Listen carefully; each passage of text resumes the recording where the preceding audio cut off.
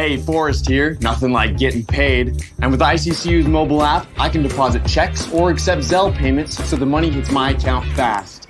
I just wish there was an app for mowing the rest of these lawns. Right now, Lithia Ford of Boise is buying used vehicles. How much you want for the SUV? I don't know. Well, Lithia Ford will give you more than that. How much more? More than you think. I'm not thinking anything. I'm thinking you might get even more than that. See how much more you can get at Lithia Ford of Boise. When it comes to concrete, we've got you covered. RowPaint.com offers custom concrete coating services for your garage, business, warehouse, and more. And we do it in one day. We are your complete concrete coatings solution.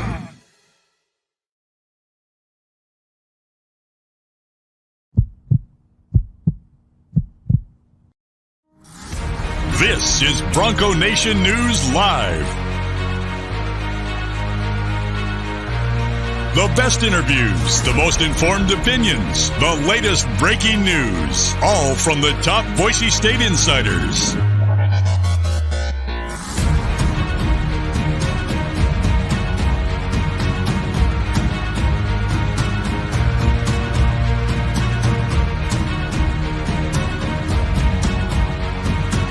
Now, here's BJ Rains with another edition of Bronco Nation News Live.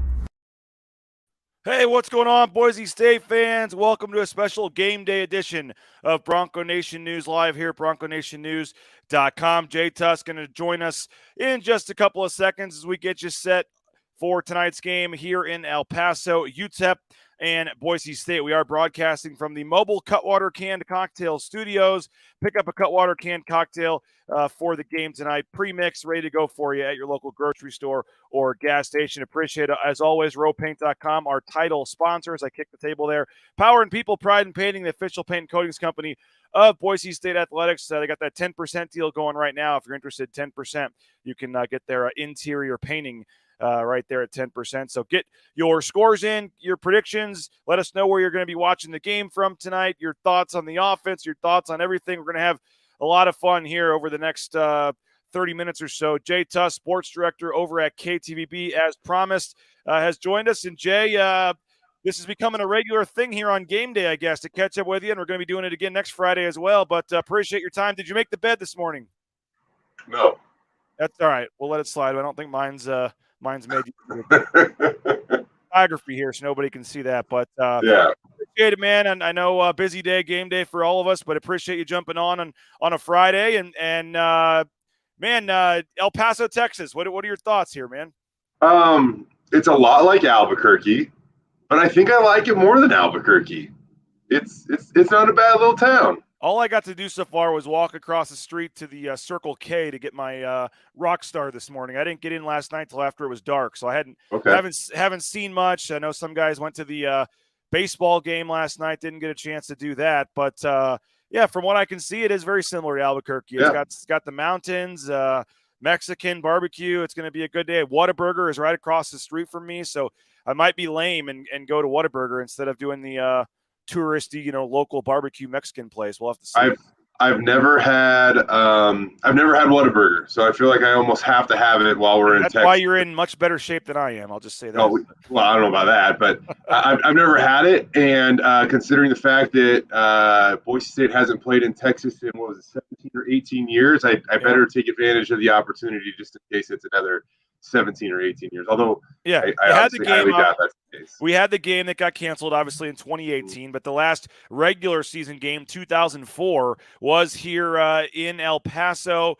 Crazy to think Boise State hasn't played a regular season game in Texas in 18 years. They do have 12 players on the roster, if I counted correctly, from the state of Texas. You're talking some pretty quality players too. When you look at Latrell Caples and some of the wide receivers, Ashton Genty, was born in Jacksonville, Florida, but moved and went to high school in Texas.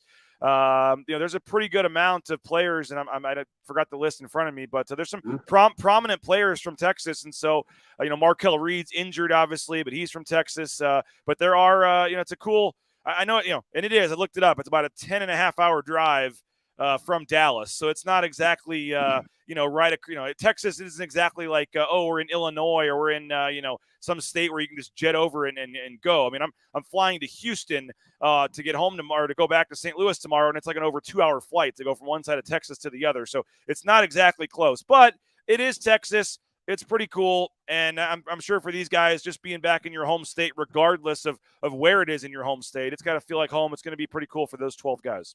Yeah.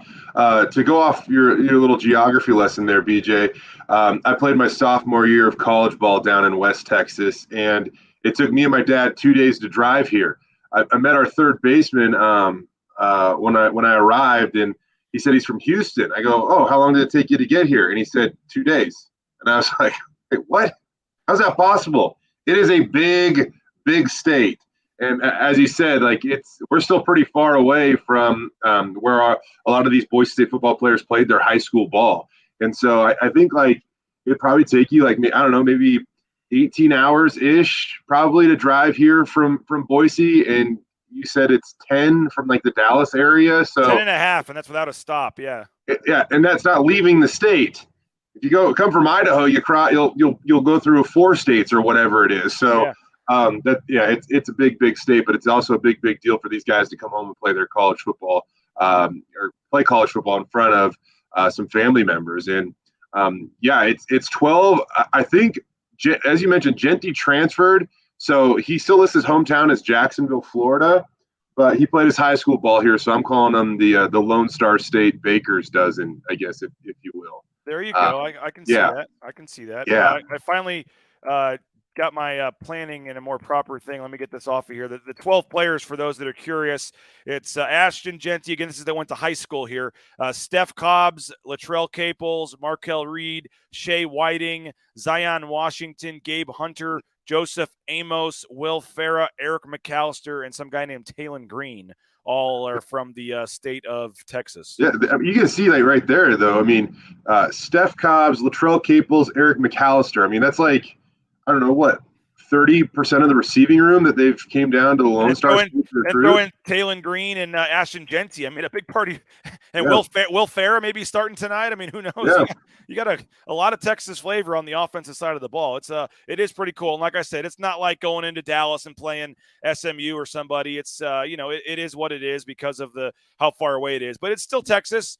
If I was from Missouri and we played a game in like Kansas City or somewhere else in Missouri, I'd still feel like I was in my home state, I guess. So if you weren't playing in the SeaTac area, you'd still feel like you're back home if you're playing somewhere else in Washington. Go to Pullman, you're in Washington. I mean, absolutely. And this guy's football it's different here. It means a lot, and it's cool to see these guys get the opportunity to come back home and play in front of some family and friends. We got some time for your comments, your predictions. Jay is spot on. He's 1 for 1 in his game day predictions, by the way, with Cole Wright. So stay tuned for that by the end of the show. Jay's pick to click tonight. But Clint wants to see Hank spread the ball out. Let's get Cole Wright really involved again tonight. Tarlis gets 2 to 3 sacks, 34-6 is what Clint Scott Rudy says. The fans have an opinion. What would we like to see from the offense tonight? We should get into this, Jay, because it's kind of been the talk of the week. Is this new evolving Boise State offense? You've been on the forefront of this in terms of looking at the number of possessions and figuring out kind of the changes. And I'm sure this will be a big topic on the pregame show tonight as well. But what Tust stats, hashtag Tust stats, do you have for us in terms of this offense and fans wanting to see 50 points a game from this offense? That might be pretty hard to do right about now. I think it is. I guess my question for everyone out there that wants to see offense, and by the way, Jay, while you're talking, I'm going to plug in my laptop so it doesn't die. I'm not going. You go for it. I'm listening. You go for it. Yeah. Get charged up. It's a long day. I guess my question for fans out there is like, is there really a difference? I like the 34-6 prediction. I think that's a pretty good prediction. Is there a difference between winning games, 30-7, than winning games 42-24? I mean, really, at the end of the day, I don't think so. And I know that, like, the common fan and for even not the common fan, for people that cover the team, more offense makes the team easier to cover because the storylines are easier to convey and understand, right? And right now, they seem like they are a little bit capped when it comes to what they can do offensively. But I think a lot of this also, BJ, has to go into the pace they're playing at right now. And we were talking about this earlier this week in the parking lot. We were really talking about this in the parking lot. When Tim Plow first got here, you would go to practice, and these guys are going so fast on offense. They're not huddling. It was tough to keep track of who's where. And that's how they pressured opposing defenses, or at least their intention. And right now, they have really backed the foot off the gas when it comes to that pace. And that pace, again, was supposed to be kind of the defining thing of Tim Plow's offense. And you look at last week, BJ, Boise State had the ball for 39 minutes and 3 seconds, and they ran 71 plays. Like, 71's an okay number, but for 39 minutes, I mean, that is a very slow, tempered pace right there, because if you're looking at it, you're looking at it one play every 33 seconds. And again, once upon a time, when Tim Plow and this staff initially took over, I think they're picturing running 2 plays in that amount of time. And so things have really kind of slowed down. And if you slow things down, you also are going to limit the amount of possessions you have. And if you limit the amount of possessions you have, you limit scoring opportunities. So especially when you're not the most explosive offense in the world. So, you know, that half 100 thing, I just don't know if it's super realistic. I think fans should let it go, because right now it's only going to lead to frustration. Well, I think they're frustrated based on the comments here. You see some of that, because I don't think they're ready to give up on that, and I don't think this fan base wants to quote win ugly. Jay, I don't think a 27-3 win is all that appealing to them. I don't think a 34, 14 win is frankly good enough. I think they want 40 plus points tonight, and maybe you know what, maybe Tim Plow does kind of have a middle finger for everybody, and maybe he does. Maybe he does come out tonight and just air it out and light it up, and they score a lot of points. That's kind of what they did in the first half against UT Martin. They just got the lead and backed it down. So I would expect the start of the game to be similar, where they look good, they got the plays scripted, they come out doing some different things. Everybody like, oh, they're back, here they are, and then let's see in the second half if they get a big lead, if they stick to it, or if they go back to this ground and pound. I think that's going to be. I would suspect the first half to look similar to the first half last game. I think the second half is going to be the key. But, this is kind of the last week, Jay. You got a week from tonight, San Diego State and Fresno State, 8 days after that. I mean, this is kind of the last freebie, so to speak. I mean, you're only favored by 16.5. I said it yesterday or earlier with Prater and Johnny this week on their show. I think if you cover the spread and win by 18, like fans, that wouldn't be a great win for fans here. Like they want this needs to be a 24+ point win. Like this needs to be a 30 win. Like, and so I'm with you. I get it. It makes sense. You got to do what you need to do to win the game. I mean, Kent Riddle kept saying that on the post-game show, and he kept getting, blasted by fans. But it's like, hey, all you got to do at the end of the day is have one more point than them. And it may not always look the prettiest, but I don't think the coaches care about that kind of stuff. They want to win the game, man. Do you remember the final score of the Air Force game in 2014? 28-14, they lost. BJ, you're supposed to say no. I don't. 7 turnovers, I believe. Yeah, I guess for the most part, I'm weird. You didn't prove my point right there. In the pre-show meeting, I forgot to say that I was going to miss that on purpose. But so oftentimes, like if you were to ask fans about the 2014 season, actually, I brought up a loss. I shouldn't have brought up a loss, because losses, those are like indelible markers in your brain. I mean, for me too. But for the most part, people don't remember like the exact scores at the end of these games. They definitely remember that they won a conference championship, and they definitely remember that year that they went to a Fiesta Bowl. And so I don't know. I don't think that it's the point in time to worry about style points right now for Boise State. I mean, like maybe that comes a little bit later on down the road. Maybe this team will be a little more confident and feel like they can push for those. But I mean, you mentioned today's game's a 16-point spread or something like that.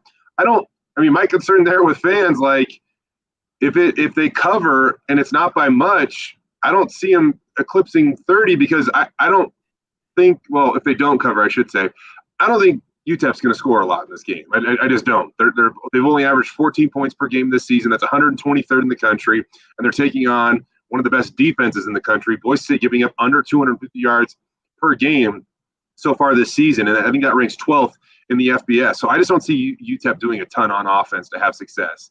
I don't know. I just think that I asked this earlier. Is there a difference between winning 30-7 and winning or winning 42-24?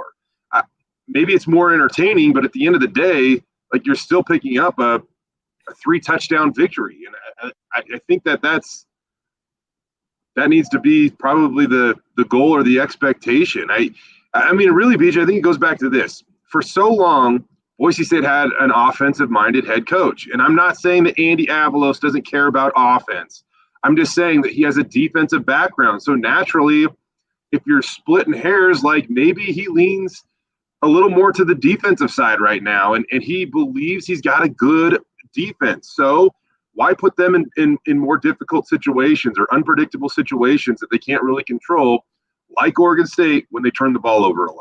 Hey, we got a lot of comments rolling in. We'll get to those in just a second. But first, want to thank Transportation Compliance Service.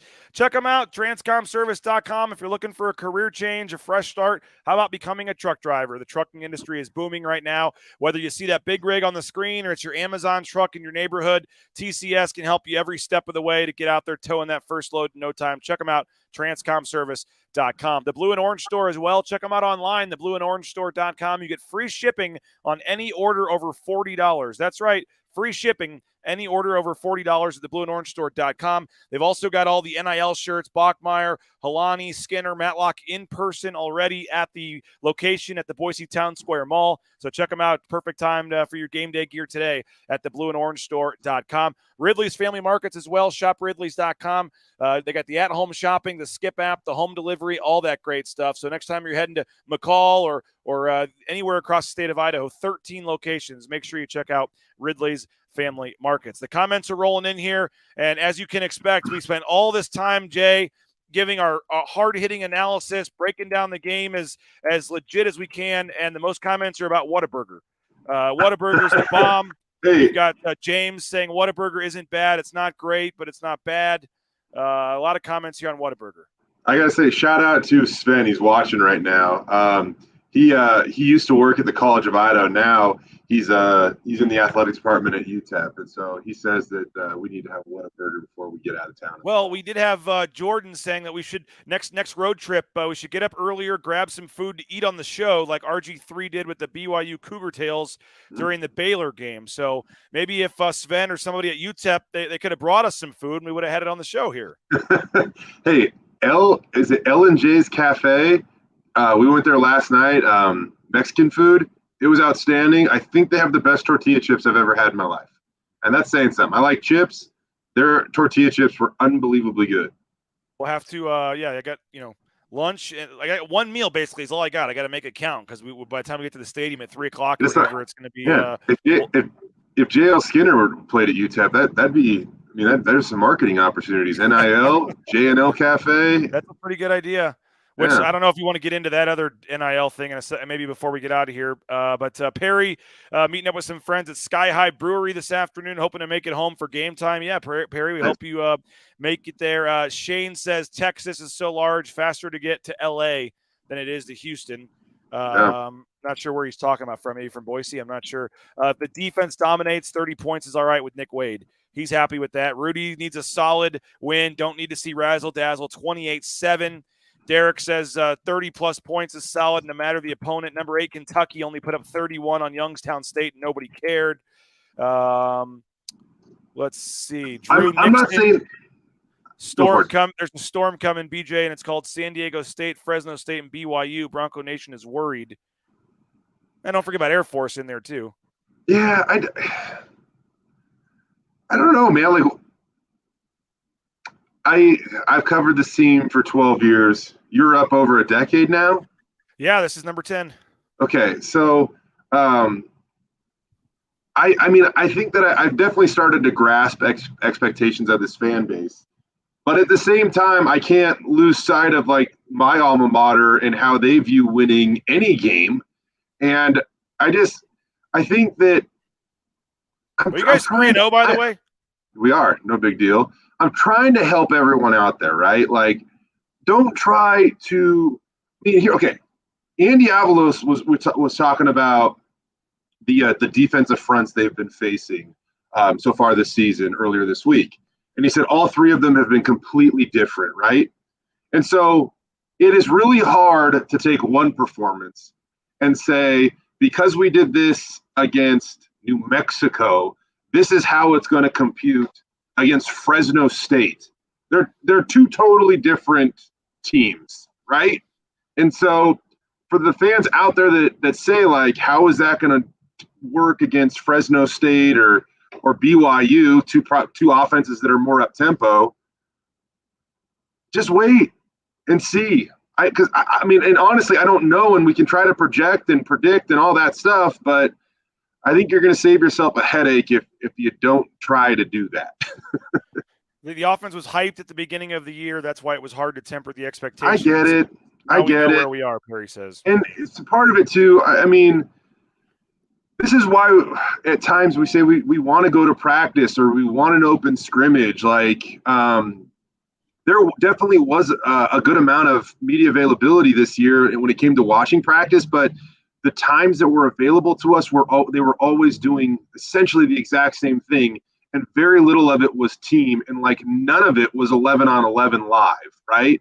And so it was tough for us to kind of like really see through what was going on. And for the most part, correct me if I'm wrong here, BJ, but when you talk to guys that know a lot about football, you're willing to kind of take their word for it. And I don't even know if they saw like backing down a little bit on offense. And by backing down, I mean just backing off the pace on offense this early in the season. But it certainly worked for them down the stretch last year. So why not try it again this year? And I was talking to, Mike Prater about this the other day. What we don't know, Jay, was this the plan all along and we just never saw it in the Oregon State game because they got down so early, or was this something that changed with Hank's performance in that first half or in that game in general? Yep. Or, because we had the whole – I guess it was mentioned on the broadcast when I rewatched it. I had the sound down in the second half. But they talked about, I guess, the this big offseason, discussions and wanting to change the style of offense. And then Andy Avalos kind of weirdly said he wasn't part of those conversations, which, I mean, you're the head coach. You're going to be part of the conversations on offense. I don't know. I think maybe he was taking the way out. Like, yeah, I wasn't part of that specific conversation. Of them talking about to the TV broadcasters, telling them about it or whatever. Yeah, maybe so. I think that was his way of getting around it. But either way, so it was some sort of talk in the offseason, and everything that Tim Plow said, hey, our best players are running back, our line is better in run blocking right now. He mentioned all these things, and it makes sense. But I'm it's fascinating if you could get Tim Plow over a beer or whatever to actually find the real story about this, because did he, is this a Tim Plow thing? Is this an Andy Avalos directive, and Tim Plow is secretly ticked off that he's having to not run his offense? I mean, you're talking about him wanting to run up to the line of scrimmage as fast as he can and snap the ball and do all this stuff. That's what we're seeing now is not the Tim Plow offense. He's the offensive coordinator, but it's not. And everyone says, "Oh, a good OC can adapt and do all this." But yes, you also have your style that you know best and that works for you. So yes, Tim Plow's the OC, but it's almost like he's not really the OC. He's picking plays that aren't his plays or a play he wouldn't normally run. So that whole dynamic is just very interesting to me about when this came about. Who was really behind them? Of course, now everyone's saying, "Oh, this is Dirk Cutter's influence. This is Dirk Cutter's offense," and they're not going to have the $24,000 analyst now installing his offense. But I do wonder the impetus of this and Tim Plow's honest thoughts on all this. Yeah, I mean, I'm sure that he's definitely there's been outside influence for sure, especially when it's been pretty different from what Tim Plow has done in the past. This isn't an excuse, but I think that one thing that people are overlooking is the fact that they are kind of adapting. They are trying to play complementary football. They made this shift, and it took them too long to make this shift, BJ, last year, right? Like, they started off, not so hot, and they finished, 4-1 down the stretch. And this is kind of like the offense and the tempo that they use to kind of find their rhythm as a team. And so I think that one thing you can at least say is a good thing, that if they feel like this is the direction they need to go, they're going with it now instead of waiting to see something fail, more or less, and then adjusting, right? Like, they're not letting it get to the point that it got last season. They feel like this is the way that they can complement their really talented defense and win games. And I said it this way earlier. I think that it's just at a point in time now. All those years, it seemed like the defense was a complement to the Boise State offense. And right now, I think the Boise State offense is a complement to the Boise State defense. And it's team football, man. You have pretty good special teams sprinkled in between those, and the goal is to win games. And I got to say, I know that they didn't score as many points as a lot of people wanted, but the last 2 weeks, yes, it was against inferior competition, but those games were never in doubt. I mean, they put both of those opponents away like fairly easily. And if that's what you're looking for, look a little harder because it's there. And I'm not going to tell fans like how they should cheer or what they should cheer I agree. for. Like, if you want to demand 50 points a game because it's happened here in the past, like go for it. I've just never personally, and we've talked about this, Jay, I've said it on the show numerous times the last 2 weeks. I've never been a like, oh, we won, but we won ugly, so I'm still pissed kind of guy. Like, you only get 12 games if you're a fan of a team. Like, I don't care if Kansas beats, some Division II school 3-0. This is a bad example. Yeah, maybe it is. Hey, we're 3-0, man. Come on, we sold out the stadium for tomorrow. First time in like 13 years. Wow. We got 3-0 Duke coming to town. But Awesome. you know what? You only get 12 games, and you wait 9 months. You wait 9 months to see your team play. Like I personally would just enjoy. Like, we won the game, enjoy it. Like, it doesn't matter how it happened. Yeah. I think some of the angst, Jay, is like people are thinking, okay, we won, but if we play like this next week against San Diego State, it's probably not going to go well. And that's fine. But for me personally, if my team, won the game, like, you could be mad during the game, but once the game's over and you won, like, be happy, like you won, like, move on to it. You survived in advance for another week. Move on. So I do get. But again, I'm not going to tell fans but I'm just saying, like, you probably want to try to, at least for this season in your mind mentally, be more prepared for the 33-10 type games. That's all it is. BJ, it is moving forward with just reasonable expectations. And I agree with you, man. If you're a fan and you donate and you pay to go to games and all this stuff, like, you deserve to have an opinion without a doubt in my mind. But what you're touching on right now is the point. It's not making excuses. It's just providing information so that maybe people watching this will have reasonable expectations when they watch this Boise State football team. And I'm sorry, the pace that they're operating at on offense, 50 points, half 100, unless there are crazy circumstances to the game, I don't know, man. Like, it is what it is. Here's the deal. Sorry, I'm ranting now. All right. On offense, and again, unless you're Bama or something, and you just have insane talent, I think just the common team out there, they probably want to score on 50% of their possessions, right? And so if you have 12 possessions in a game, that means that you score on 6 of them. And again, 50% means a good day. Not a great day, not a bad day, good day. And so if you're looking to have a good day, that means 6 scores, let's call 5 of them touchdowns, which is still a pretty high percentage. You're looking at 35 from touchdowns, a field goal, that's 38 points. So on a good day, your ceiling is 38 points. And unless you do something, again, score at an abnormally high rate, which they did do last year against UTEP, they had 14 possessions, a little bit above the average, scored on 9 of them. Score on 9 of 14 possessions, you're going to put up a lot of points, like they did last year against UTEP when they scored 54. But I just don't know if the way that they play on offense, the tempo, and how good they're playing on defense, I just don't know if they're going to get to those 14, 15, 16 possession games right now. Yeah, that's what I'm saying. If fans want to, expect the 50 points, like, go for it. I get it. That's great. But I'm just like, this team right now, I think we're going to be more in the 30s. Maybe, and if this team can get to 40, I think that's a big accomplishment. And we say all this, and I think UTEP's horrible. So you go tonight they're going to go out and score 54 and 52-3 or whatever. And like, okay, they're back, and that it may very well happen. But again, that's okay, BJ, right? Because then you will see, like, okay, how many possessions? They were way above that percentage that they want. So it was a great day on offense. But unfortunately, I also don't think that it's reasonable to always expect a great day on offense, right? Yep. There's a reason why, average is average. But this is also another little bit of perspective here. That Boise State, they send out that media packet every week, right? And in that media packet, it says that Boise State is the second highest scoring offense in the country since the year 2000, right? And the points per game, 37.65. So what was an average day might now kind of be like a really, really good day for this current offense and in the tempo and the style that they're operating at and efficiency. Drew says never compare Kansas football to Boise State. Randy Stevens says Fiesta Bowl fans drive me nuts. Just support the team through the good and bad. Love all the armchair coaches that have never played. Perry wants to see Taylon Green tonight. Says he thinks we will. Paul's on the positive train. Get a W and move on. 1-0. The Misa family says exactly. Just believe. Kurt says time to get positive. Bronco Nation, support the team. It is what it is. Season's going fast already. BJ, we are a third of the way through the season after this game. Yep.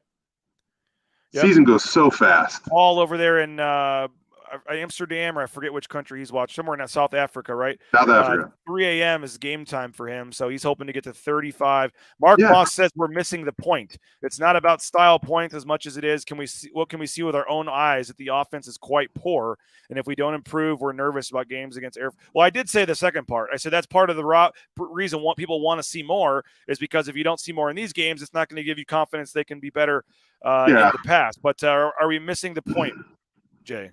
Not about style points as much as we can see with their own eyes the offense is quite poor. I get what he's saying. I do. I guess if we're saying, it's going to be a ground and pound game, they're going to get in the 30s, that we're masking that the offense can only get in the 30s because they're not any good. Yeah. I don't know. My approach to this thing is just trying to, social media was an interesting place this last week, despite the fact that Boise State won a game very, very comfortably and darn near should have pitched a shutout if it wasn't for a turnover, deep inside their own territory and a lucky 4th and long, play that UTEP was able to execute.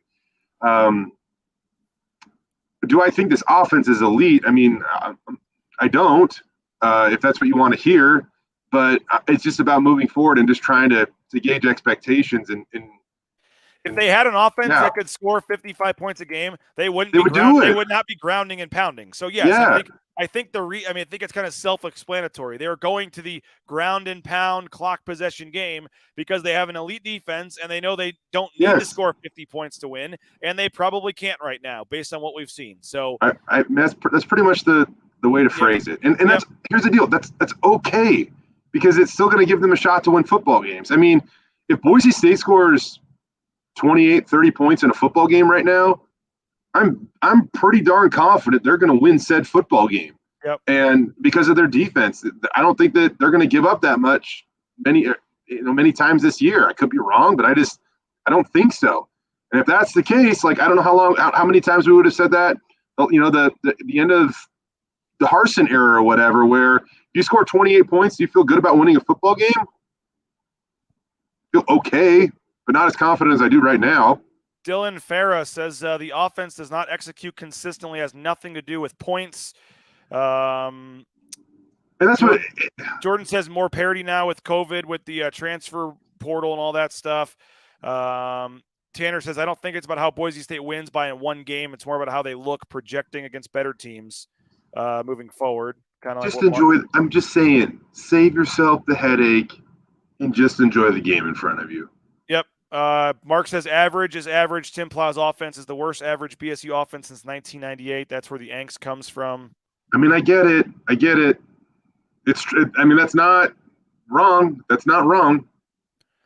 And as we kind of wrap this up, I do think that's we go on forever here. They are kind of, yes. I think it goes without saying they are switching to a ground and pound because they don't think they have the offense to either score 50 points a game or run the offense Tim Plow wants to run. So we didn't specifically come out and say the offense isn't great. That doesn't mean that it's, we're hiding this from people. It is what it is. Yes, the offense that's why you go to ground and pound, because you don't have you don't feel like you have the receivers or the quarterback or the overall offensive depth to go, every 10 seconds for a play the entire game. That is what it is. Absolutely, BJ. That is what it is. But at the same time, you want to talk about adjusting and doing what it takes to win football games. This is what Boise State feels they need to do. Right now, they're 2-1 on the season. The first game was so far off of anything that it's hard to even factor in. I think the one thing that'll be interesting for me is to see if Boise State just continues to go with that approach, and if there is one game where it's like, no, we're going to hit you with a haymaker and we are going to operate with tempo. I think tonight might be that night, man. The more I think about it, when all week, all the questions, even the defensive players, I know, the media right? stuff were about like, oh, now that the offense is going to ground and pound, what's this good? It would not shock me one bit if this thing was Throw it all over the yard, 62-0 or something tonight. Yeah. It wouldn't. Tequila Gus says, can we still blame Harsin for this somehow? Nicholas Bowman says that does fall on the coaching staff for not developing players and adjusting their skill sets. Trevor does say, one final thing. There were some injuries in the last game, Jay, on defense. Some guys left. Zeke Noah was one of them. Some other guys. We don't have updates, but they are starting to get a little banged up on defense. Yeah, they definitely need Zeke there because they get young and kind of inexperienced in a hurry without him. They need Caleb Biggers too. It seems like that's a little more promising. I don't know. But they could definitely use him at cornerback because a position that we said was stacked all of a sudden could be kind of thin. Markel Reed obviously already out, leaving it with Kadenoe Kaniho and Tyreek LaBeouf. Okay, so before we get your final click to pick or your final prediction or thoughts on the game and get you out of here, what do we got on KTVB in terms of the coverage and stuff coming up today, Jay? I mean, a bunch of football jargon. A lot of it we've kind of talked about, but you're going to hear from the actual humans that said it. We took a little bit of a tour around El Paso last night, and it's got kind of a fun little history here in this town. Man, it used to be a part of the Old West, and it was crazy times here in El Paso in the late 1800s. So, we visited the jail that Billy the Kid broke into, the site of the infamous 4 dead and 5 second gunfight. So we sprinkle in a little bit of El Paso culture and history. In addition to a bunch of football stuff coming up on the show today. Wow, yeah. So what time and what do we got coming on? Where's everything airing at today? Yeah, live from 6 to 7 o'clock on KTVB, Idaho's News Channel 7. So we'll be live on the field checking out the latest and greatest with the Broncos. 6 to 7 for Jay. We'll be about 5 to 6, so we'll lead in for you again and get the viewership going. 5 to 6, we'll be on our Bronco Nation News YouTube channel as well as all the other social media channels wherever you're watching this now. Jay, what's your final thoughts on tonight's game? Your final prediction? Do you have a player? Can you go 2 for 2 here? You had Cole Wright last week. You can't say Cole Wright again. This is a Survivor League here. You can't use the same player twice. But what are your thoughts on how you see this game plays out tonight? They're coming back to Texas, right? There's going to be a There's going to be a Texan that does something. Latrell Caples or Taylon Green finds the end zone, or is going to get the opportunity to find the end zone. Wow. Okay. Yeah, they're coming back home to Texas. They've got to give one of those guys a chance to do something in front of some family and friends. I mean, I remember way back in the day when Riley Smith was just switching over to tight end when they went down to Florida State. He was a redshirt freshman, and they found him a way to get him on the field for a second. So one of those guys is going to do something. I'm going 38-7 tonight. I think it's going to be a blowout. I think that Boise State's going to have a really good night offensively, which is 38 points, remember. Yeah. And this defense is still going to be tough to move the ball against. I would like to know more about the linebackers when I say only giving up 7, but I'm just going to roll with it. So what's the could we get 7 Texas guys on the field for one play on offense? Could we go Will Farah on the line, and then can you get McAllister out there? Can we go 4 wide with Shea Whiting, Caples, and Cobbs, Genty in the backfield, and Taylon Green at quarterback for a snap? Can we get 6, 7 Texas guys on one play? God, what would that package be called? We got the Clydesdale package for the big boys. I know. The Texas 2-step or something. I don't know. Yeah. Sort of they gotta have some Texas. Something with the horns or something. Yeah, I don't know. Yeah. The Lone Star package. The Lone Star, yeah. Yeah. Well, that'll be fun. We'll see. Jay, Yeah. appreciate it, man. Take care. Sounds good, buddy. You too. Yep, there he is. Jay Tust, KTVB. Boise Dentistry Co. Check them out. Locations across the Treasure Valley.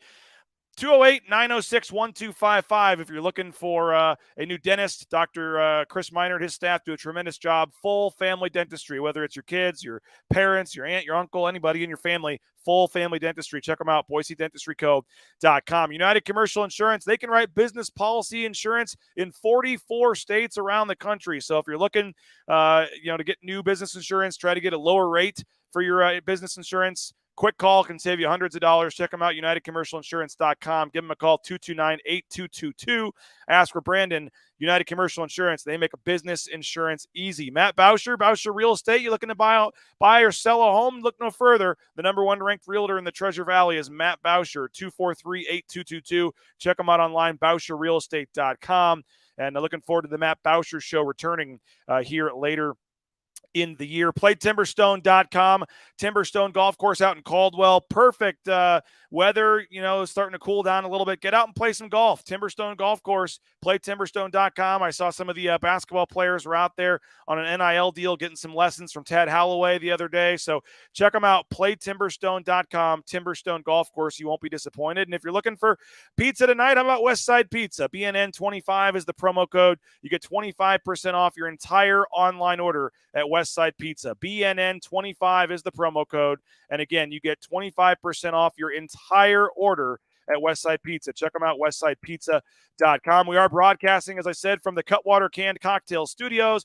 Pick up a Cutwater Canned Cocktail for the game tonight. You can stop by your local grocery store or gas station. They're like 2 for $7, and that's all you need. They're, 10+% alcohol on most of them, so they're nice and strong.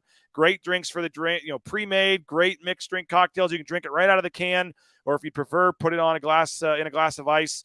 But love the mango margarita, the pina colada, all the different flavors there. The Long Island iced tea, my favorite as well. So check them out, Cutwater Canned Cocktails at a local grocery store or gas station near you. We're taking your comments. We're taking your questions here for a few more minutes on Bronco Nation News Live. The comments are rolling in. Brian saying good stuff. Thanks. The Lone Star package. They like that.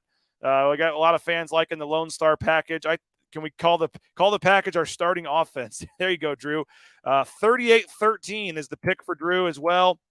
The Hutchison dance is what Clint wants to see when somebody scores a TD tonight. Derek talking about the wide receivers as well and how the recruiting has dipped off in the last couple of years. That is correct. We got Go Broncos from the Misa family. Appreciate you guys for watching.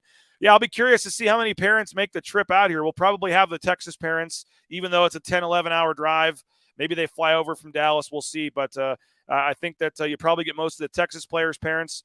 But I wonder if this is a game that maybe some of the California or other, Idaho parents decide to skip. It's a long trip, not easy to get here.